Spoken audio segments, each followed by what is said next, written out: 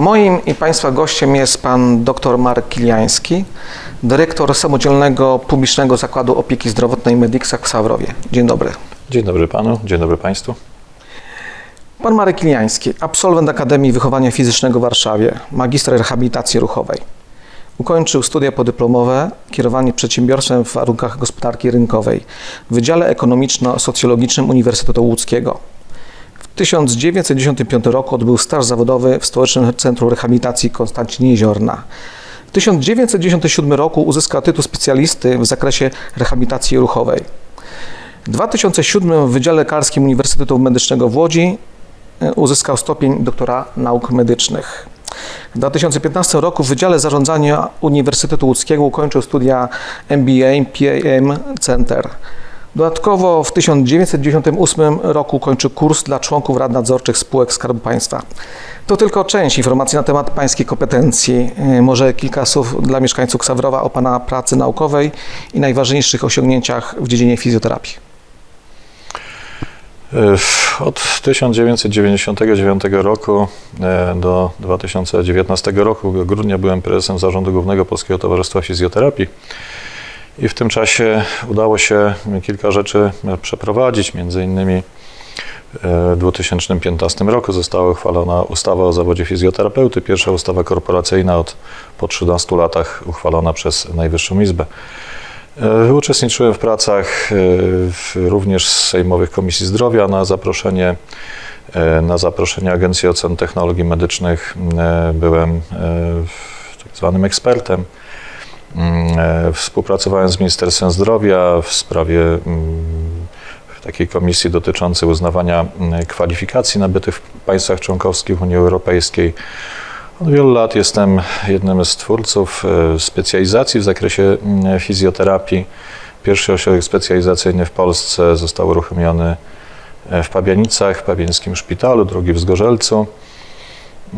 Wykształciliśmy wielu specjalistów, członkiem komisji państwowych właśnie specjalizacyjnych, jak i członkiem komisji, które opracowywały programy specjalizacji w fizjoterapii. W Pabiańskim Szpitalu pracowałem od 1 czerwca 1986 roku. W tym czasie udało się stworzyć Pabiańskie Centrum Rehabilitacji, które było takim moim pomysłem. Rozpoczynając pracę, było zatrudnionych tam 6 fizjoterapeutów mniej więcej, kończąc było to już kilkudziesięciu. Stworzyliśmy właśnie to Pabiańskie Centrum Rehabilitacji, 2 oddziały rehabilitacyjne łóżkowe, oddział rehabilitacji neurologicznej wczesnej, oddział rehabilitacji ogólnoustrojowej. Zresztą tutaj w pierwszy oddział przy dużym udziale pani dr Anny Renwitczak, mieszkanki Ksawerowa. Stworzyliśmy oddział rehabilitacji dziennej, zakład rehabilitacji z dość dużym kontraktem, jak i udało się pozyskać pierwsze środki unijne dla szpitala. Właśnie to projekt Dziennego Domu Opieki Medycznej. W tej chwili realizowany jest drugi Dzienny Dom Opieki Medycznej, z którego również mieszkańcy Ksawerowa korzystają. Chodzi o program rehabilitacji kardiologicznej. Też ze środków Unii Europejskiej udało się pozyskać wiele środków z Urzędu Marszałkowskiego na zakup sprzętu. W ostatnich 2 latach wyremontowaliśmy praktycznie całe 4. piętro, łącznie z wymianą sufitów. Głównie dzięki sponsorom, dzięki zacnym osobom i dzięki zaangażowaniu przede wszystkim pracowników. Bez zaangażowania pracowników nic się nie osiągnie, nigdzie. Wspomniał pan o swojej funkcji. Pełniąc funkcję prezesa Polskiego Stowarzyszenia Specjalistów Fizjoterapii, został pan z dniem 1 marca wybrany przez wojewodę łódzkiego na stanowisko konsultanta wojewódzkiego w dziedzinie fizjoterapii dla województwa łódzkiego na 5-letnią kadencję. Z jakimi zadaniami wiąże się ta funkcja?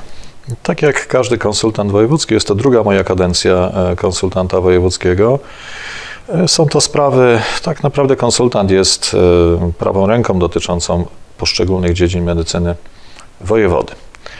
I to wojewoda te zadania przydziela. Oczywiście zadania są również ustawowe, jest ustawa o konsultantach krajowych i konsultantach wojewódzkich, czyli kontrolowanie jednostek, doradzanie, ale nie tylko kontrolowanie. Ja mam taką dewizę, że kontrola nie powinna polegać na tym, że wytykamy błędy, tylko pokazujemy drogi rozwiązań, czyli próbujemy razem rozwiązać jakiś nie chcę nazywać problemów, tylko wyzwań. Właśnie, od marca jest Pan dyrektorem przychodni Medixa w Sawerowie. Kontrakt został podpisany na 6 lat. Tak, wynika to z ustawy, nie od marca, ale od 1 maja. Tak. Po 35 latach rezygnuje Pan z pracy w Pabienicach, w szpitalu. Czyżby czas na nowe wyzwania? Myślę, że tak. To, co było możliwe do osiągnięcia, to, co zostało zostawione, świadczy samym o sobie. Oczywiście tak jak wszędzie są, tam gdzie się coś robi, to są opinie. Tam się nic nie robi, opinii nie ma, ani pozytywnych, ani negatywnych. Tylko i wyłącznie osoby, które coś chcą zrobić, no te opinie są różne. Czy w Medixie w najbliższych czasach, w najbliższych dniach czekają jakieś istotne zmiany w organizacji czy funkcjonowaniu ośrodka zdrowia? Szanowni Państwo, Szanowni Panie Redaktorze, w tej chwili jesteśmy na etapie, zresztą od lutego trwa audyt wewnętrzny w Medixie, który ma się zakończyć na koniec czerwca. Zobaczymy, co on pokaże. Wiele rzeczy jest już jakby wniosków, które na pewno trzeba uporządkować.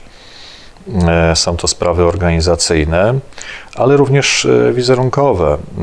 Chciałem, ażeby profesjonalnie działała chociażby komunikacja z pacjentami, czy chociażby prozaiczna centrala telefoniczna. No mam nadzieję, że w przeciągu miesiąca uda się to zrobić.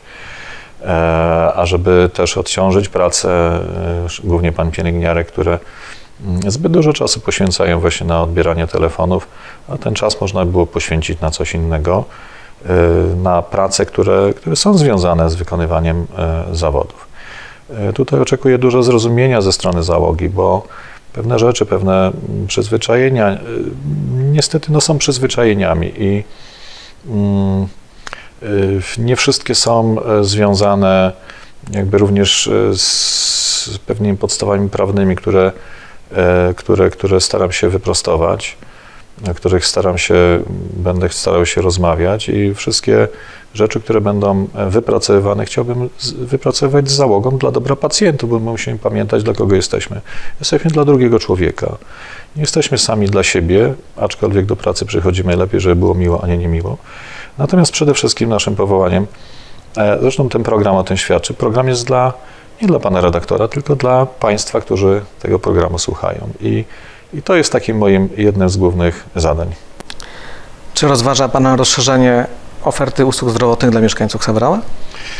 Tak, już rozmawiałem z wieloma osobami, które mogłyby tutaj przyjść. Znaczy, sprawa jest związana i ze sprawami organizacyjnymi i z tym, co byśmy chcieli i oczekiwali. Na pewno Państwo byście oczekiwali, ażeby możliwie było tutaj jak najwięcej specjalistów, ale związane jest to również z kontraktacją z Narodowym Funduszem Zdrowia, ale nie tylko. Ta kontraktacja jest uzależniona również od pewnych przepisów, od warunków lokalowych, które w tym miejscu są takie, jakie są. Dysponujemy powierzchnią około 500 metrów przeznaczoną dla pacjenta i trudno na 500 metrach zrobić no coś wielkiego. Budynek budowany był na inne cele, na cele mieszkaniowe, został zaadoptowany na przychodnie. Jesteśmy w tym, czym jesteśmy i nie wszystko, co byśmy chcieli, co by było moim marzeniem, pragnieniem i innych pracowników, jest możliwe do zrealizowania. Ale w tych warunkach lokalowych oczywiście tak, chciałbym, żeby ta oferta specjalistów przyjmujących tu w przychodni, poza tymi, którzy już są, była większa, żeby nie trzeba było dojeżdżać. No ale to jest związane również z finansami, tak jak powiedziałem, z kontraktami, ale są pewne rzeczy, które mogą być pozakontraktowe, które mogą być w ramach usługi. Tutaj też musimy, państwo, są różne budżety obywatelskie, wiem, że tutaj też są możliwości również wsparcia pewnych działań. Taką ofertę chciałbym najpierw Radzie Społecznej przedstawić, później Radzie Gminy, no bo ktoś za pewne usługi musi zapłacić. A dzisiaj, szczególnie od połowy zeszłego roku, sytuacja na rynku usług medycznych się diametralnie zmieniła. Ubywa lekarzy, Jeszcze kilka lat temu w Polsce było zarejestrowanych około ponad 180 tysięcy lekarzy. W tej chwili prawdopodobnie jest około tylko 120 tysięcy. To samo jest z pielęgniarkami, to samo jest z każdym zawodem medycznym. I tu jest największy problem ludzki. Ale jednocześnie od tych ludzi, od nas wszystkich, sami od siebie powinniśmy wymagać, no właśnie zastanowić się, dla kogo jesteśmy. Czy chcemy rozwijać tutaj dla tej społeczności, czy dla innej. No właśnie, według mnie dobrze by było, gdybyśmy, każdy pracownik utożsamiał się z miejscem w pozytywnym tego słowa znaczeniu. Jeszcze raz mówię, dla siebie również, ale przede wszystkim jesteśmy dla ludzi, dla państwa, dla pacjentów. Każdy z nas jest pacjentem. Taką moją dewizą, jedną z dewiz życiowych jest to, żeby obsłużyć naszego klienta, naszego pacjenta tak, jak sami chcielibyśmy być obsłużeni. No to na zakończenie parę słów dla nas o niekoniecznie dyrektorze Ośrodka Zdrowia. Pan Marek Kiliański prywatnie lubi muzykę, zbiera obrazy czy coś takiego? Obrazy z pewnej konieczności, troszeczkę ich mam. Konieczność, jak to zwykle w życiu jest z przypadku. Rzeczywiście tych obrazów troszeczkę się uzbierało. Przede wszystkim to, co mnie dzisiaj jest Dzień Dziecka, a więc nie możemy nie wspomnieć o naszych rodzicach. Mama mi przekazała pewną taką wiedzę, informację. To, co zobaczymy, to, co zwiedzimy, to jest nasze. Nikt nam tego nie odbierze. Wszystko, co sobie kupimy, wszystko, co sobie gdzieś zbierzemy na kubkę, mogą nam bardzo szybko odebrać. Także moim takim jednym z ulubionych rzeczy jest zwiedzanie świata po prostu. Dziękuję bardzo za rozmowę. Życzę powodzenia w pracy na terenie naszej gminy, zwłaszcza czas dla ochrony zdrowia w tej chwili jest bardzo trudny. Państwu dziękuję. Naszym gościem był pan dr Marek Kiliański, dyrektor Samodzielnego Publicznego Zakładu Opieki Zdrowotnej w Ksawerowie Medixa. Dziękuję bardzo. Dziękuję panie doktorze, dziękuję państwu.